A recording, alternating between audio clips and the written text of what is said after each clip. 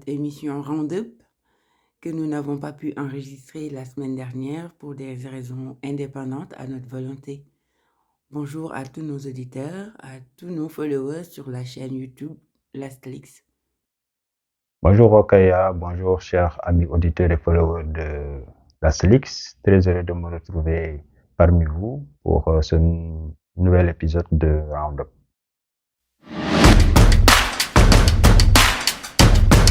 Alors, le premier sujet de ce tour d'actualité, l'actualité sénégalaise bien sûr, c'est la motion de censure qui n'a été votée que par 55 députés à l'Assemblée nationale et donc qui a été rejetée. Amadou Ba reste Premier ministre. Quel commentaire fais-tu de ce qui s'est passé à l'Assemblée cette semaine? Oui, en effet, le groupe Yewwi a déposé une motion de censure pour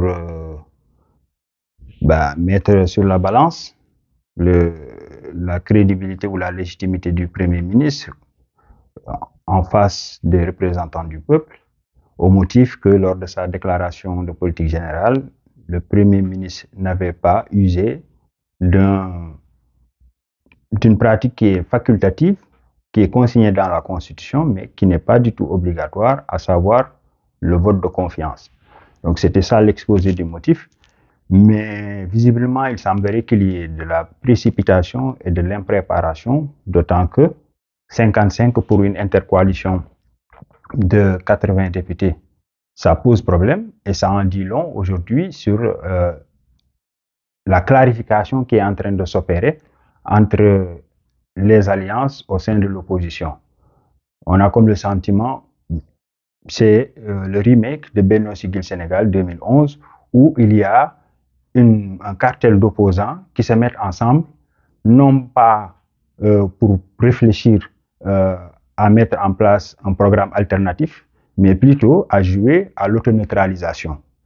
Voilà, ils sont ensemble, ils se surveillent et en même temps, ils ont la même cible. Donc c'est ça qui s'est passé il y a 10 ans au sein de l'opposition, de l'espace public de manière générale. Maintenant, ça s'est invité au sein de nos institutions, dans le Parlement, et ça n'augure pas quelque chose de bon, puisque en l'espèce, nous ne voyons pas de sérieux, pas de méthode, pas d'organisation. C'est, comment je pourrais le qualifier, c'est de l'improvisation, ils y vont au taquet, alors qu'il est question aujourd'hui de transformer qualitativement la vie de nos concitoyens à travers ces institutions-là.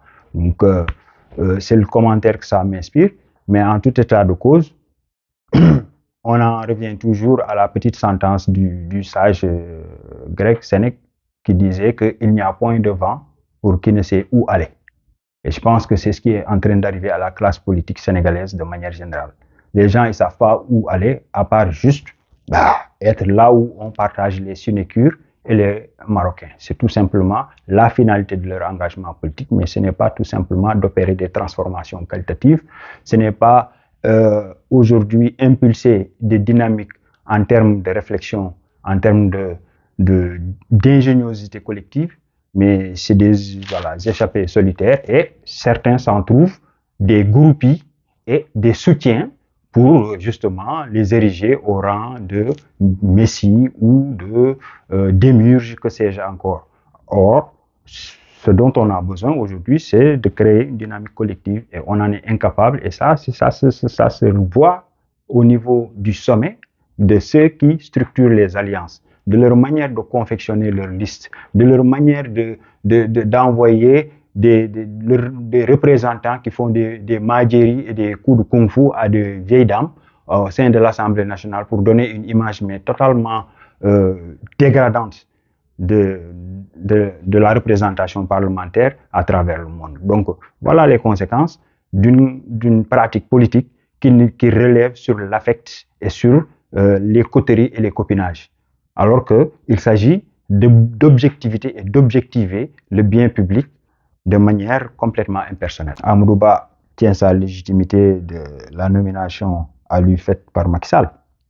C'est Macky Sall qui avait supprimé le poste de Premier ministre à la suite de sa réélection en 2019 qu'il a réintroduit dans le dispositif et a pris tout son temps, 9 mois, avant de le nommer.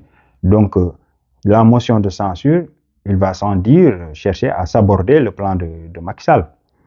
D'autant que nous sommes dans une période où Macky a profité d'une tribune, New York Times, il me semble, lors de l'AGOA, du sommet de l'AGOA, auquel les chefs d'État africains avaient été conviés par leur homologue Joe Biden, pour encore jeter un pavé dans la mare à propos de la troisième candidature, dont il dit qu'il n'est pas une question de droit, c'est une question de volonté. C'est dire la folie aujourd'hui qui est en train aussi d'habiter Macky Sall, en dépit de la fébrilité que nous voyons aussi de son opposition. Autant l'opposition est fébrile dans sa stratégie, dans sa façon de faire et tout, autant Macky Sall est devenu complètement fou. Et donc ça préfigure d'une situation tout à fait catastrophique dans les jours, mois et semaines à venir.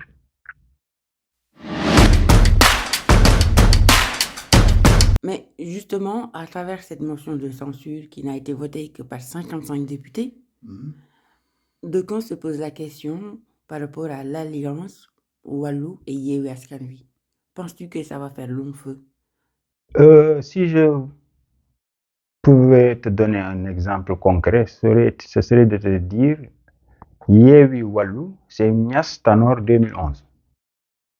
C'est-à-dire, c'est une alliance qui n'a d'autre finalité que de s'auto-neutraliser. C'est-à-dire que garder mes ennemis plus proches que mes amis. Et le PDS ou les libéraux de manière générale, l'Alliance, ont une parenté de militantisme, ont une histoire, une trajectoire, un vécu avec l'APR, bien plus qu'avec les gens de Yewwi. Maintenant, il y a le fait que la juridicisation de la politique à travers la CREI et les rapports des DGE qui ont valu à certaines figures de proue de l'opposition, à savoir Khalifa et Karim, a pu créer un sentiment de proximité dans la victimisation, ou même dans un état de victime, puisqu'ils s'estiment victimes, et je le reconnais. Donc c'est ça qui est le fondement de leur alliance. Mais ils n'ont rien à voir d'un point de vue politique, d'un point de vue idéologique. Ils n'ont rien à voir du point de vue des rapports politiques historiques qui ont marqué l'histoire politique du Sénégal. Donc le PS a toujours été l'adversaire irréductible du PDS. Donc voilà, tout ça pour dire que Wallu et Yewwi ont fait une alliance comme ponctuelle. Mais ce qui est sûr, c'est que demain, ils seront amenés à faire face l'un avec l'autre. Et peut-être, pourquoi pas, Macky Sall se rapprocher de PDS ou vice-versa, contre Yewwi.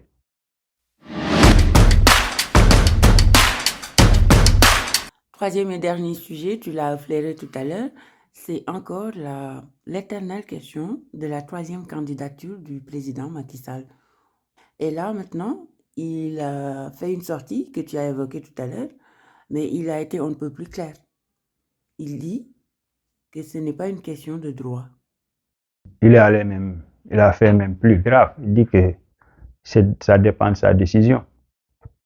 Donc le droit sénégalais est soumis à la seule volonté de Macky Sall. Macky Sall est aujourd'hui un Léviathan. Ce gars-là, il faut l'arrêter.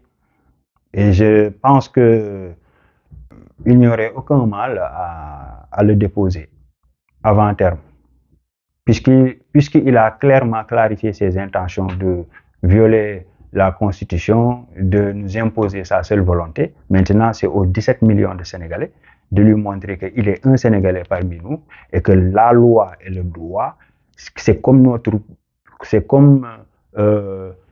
les forêts classées, c'est comme le bien public qu'on doit sauvegarder et pour lesquels nous devrions même peut-être donner notre vie. Voilà, c'est ce qu'on laisse à la postérité, c'est ce qu'on a hérité de nos devanciers et qu'on devra transmettre à la postérité. Mais lui, il ne le voit pas de cet œil-là. Maintenant, c'est une question de lubie, c'est une question de volonté de puissance.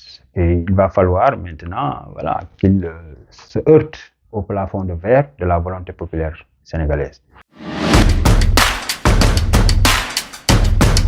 Enfin, à Guibou, on est dimanche. 18 décembre, c'était la finale. L'Argentine contre la France. Et finalement, l'Argentine a remporté la coupe. Donc on disait bien avant cette finale que c'était pour Lionel Messi, qui a tout gagné dans sa carrière, sauf la Coupe du Monde. Oui, c'est une belle apothéose de carrière pour un charmant garçon, pour qui j'ai beaucoup de respect. Moi, je suis pas trop footeux, mais Messi, il a eu une très longue carrière qu'il a su gérer avec beaucoup de discrétion et de sérieux. On ne lui connaît aucun scandale. Et dans le terrain, il se comporte comme une personne quelconque, en dépit de son talent surhumain. Donc, qu'il gagne la Coupe du Monde, c'est une très bonne chose pour lui. Et il est devenu une icône. Il est rentré dans l'histoire de cette discipline-là. Donc, c'est tout heureux pour lui. Dommage pour nos cousins français. Ils ont tout donné.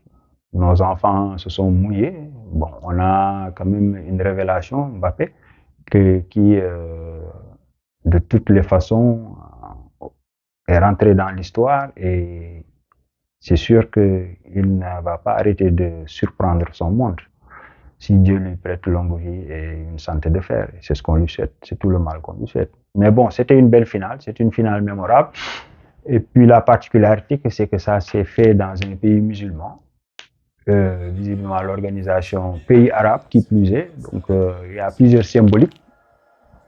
Mais globalement, ça s'est très bien passé.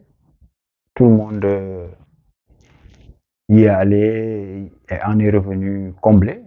Bon, c'est ça aussi la magie du sport, c'est de créer des ponts entre les peuples, c'est d'encourager le brassage culturel, la proximité entre les peuples, la concorde entre les nations. Donc, essayons de préserver ça du sport et pas que du sport, et en toutes choses et en toutes circonstances. Moi, je suis triste pour Mbappé. Il s'est démené comme 10 personnes dans le terrain pour faire revenir son équipe. Mais malheureusement, il ne va pas gagner. Alors, je te laisse le dernier mot. Merci pour tiens, les amis, continuez à partager la vidéo et puis à inviter vos amis à suivre et à soutenir le concept. C'est pour vous. Voilà. Nous essayons de construire ensemble un espace d'échange de points de vue, tout simplement. Nous n'avons pas la science infuse, mais essayer de donner un autre point de vue différent, voilà,